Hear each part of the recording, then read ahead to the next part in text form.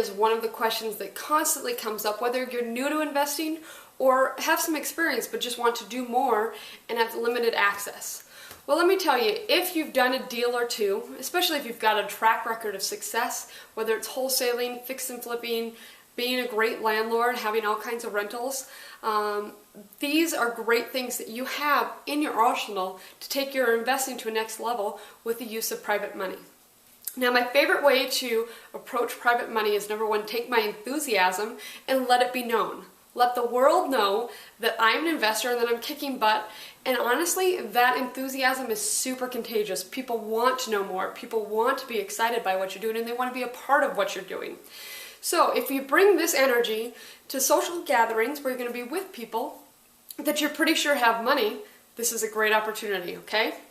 And the way that I like to approach it is by asking a question, not pointed at them, but more in general. I like to say, if you or anybody you know would be interested in growing your money backed by real estate, please let me know. I'd love to help other people invest in real estate and grow their money, whether it's IRA money or actual cash that they have in a market somewhere, okay?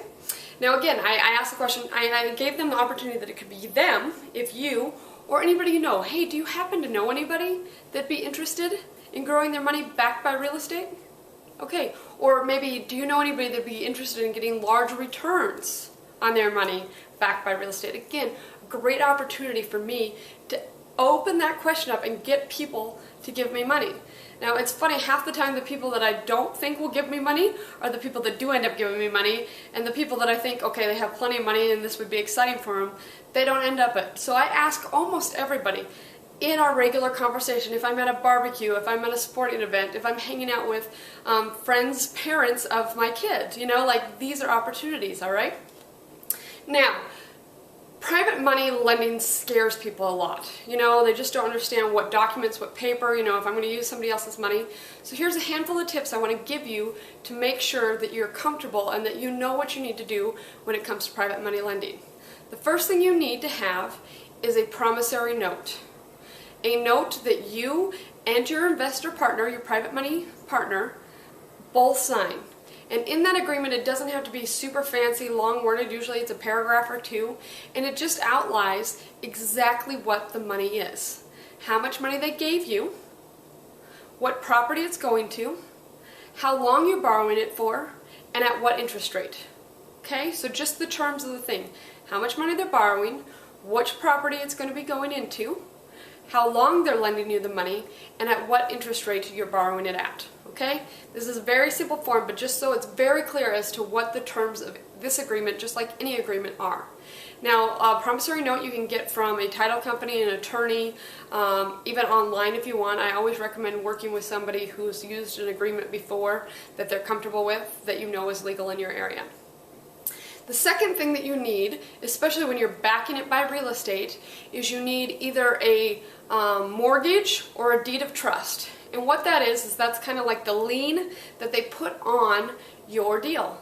So when I go to buy this house, let's say I was going to buy a house for myself, a personal house, I go out and I get a loan, and that company puts a lien on the property saying if I sell this property, they have first rights to it, okay?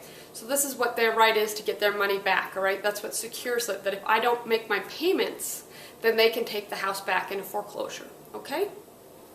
So what I always have done is whenever I do the closing, whoever's doing the closing, a title company or attorney, I give them a copy of the promissory note, and I have them draw up either the mortgage or the deed of trust, depending on what state you're operating in, okay?